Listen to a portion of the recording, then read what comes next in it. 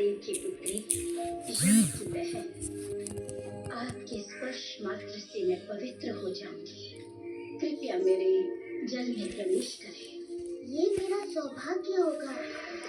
इसकी गेम आया हुआ है ऊपर। ओ भाई आने तो फाड़ दूंगा उसको। इस सरोवर का नाम चलो होगा उसे श्याम कुंड। मजा किया जाए, शीतल है क्यों ना उसको और श्याम चुस्की कुंड लिया में जाए। स्नान कर मेरे समस्त पाप धुल गए हैं। पर तुम तीनों पाप की भागी बन गई हो, राक्षस अरिष्टासुर का पक्ष लेकर। आओ श्याम कुंड में स्नान करके अपने पाप धुलो। नहीं, तुम्हारे पाप धोकर अब ये जल अशुद्ध हो गया है। हम अपना सरोवर स्वयं बनाएंगे। हाँ, यहीं पर जहाँ अरिष्टासुर ने अपने पैरों से गड्ढा बना दिया।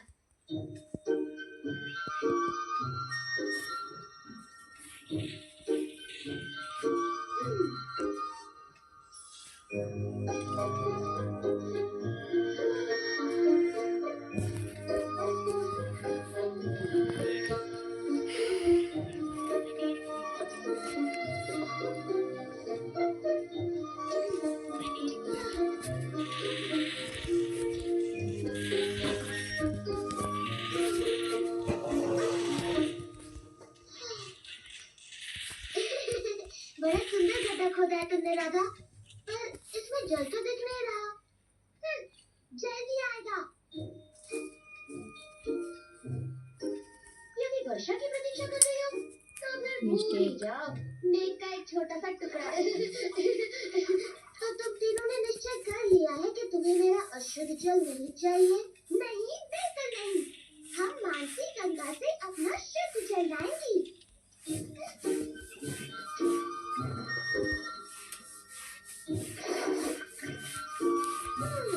क्या मुझे इनकी सहायता करनी चाहिए बलराम? तुम्हारी सहायता के बिना ये कुछ नहीं कर पाएंगी भाई।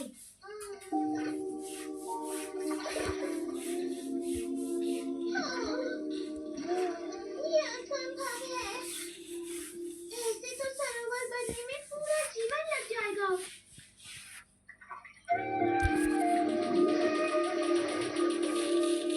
ओ राधा, तुम तो थक गई और निराश हो गई हो। हमें सेवा का अवसर प्रदान करो। हम तुम्हारा ये सरोवर अपने पवित्र जल से भर दें। जी, धन्यवाद। हमारे पास और कोई रास्ता नहीं।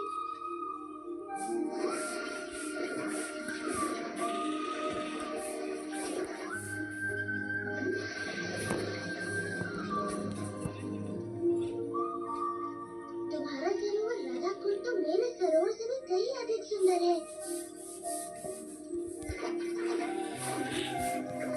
ये सरोवर सदा मेरा प्रिय रहेगा और मैं यहाँ प्रतिदिन स्नान करूँगा। तुम्हारा सरोवर भी बड़ा सुंदर है कृष्णा।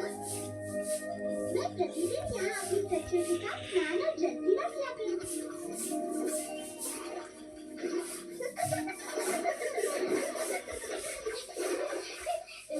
प्रलंबासुर और अरिष्टासुर के वध के समाचार ने पहले से ही भयभीत कंस को और भी डरा दिया। अभी असुर इस प्रयास में प्राणों से हाथ धो बैठे। तुम्हें क्यों लगता है कि तुम मेरे काल को मारने में सफल हुए?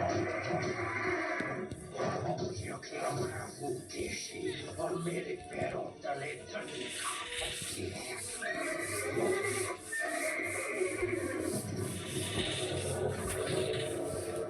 मैं आपके काल को ढूंढ निकालूंगा महाराज कंस, और उसे अपने पैरों तले रोक डालूंगा।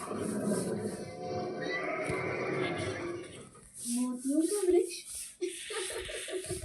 मोतियों का कोई वृक्ष नहीं होता कृष्ण। विश्वास करो मैया, यदि तुम मुझे मोती दोगी तो उन्हें बोकर मैं इतने मोती उगाऊंगा कि हम अपने सारे गायों को दीपावली पर मोतियों से सजाएंगे।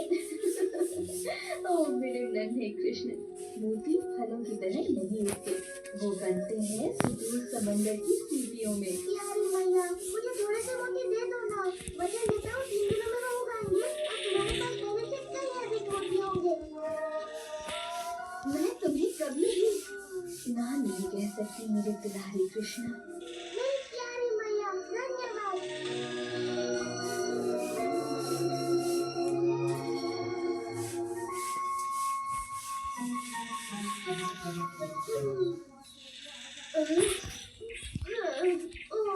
क्या हम मोतियों की खेती करने के टाइम पर स्वादिष्ट ताजा मक्खन नहीं उगा सकते? मूर्खों की तरह बात न करो मधु, मक्खन पेड़ पर नहीं लगता, तुम्हारे पेट पर लगता है।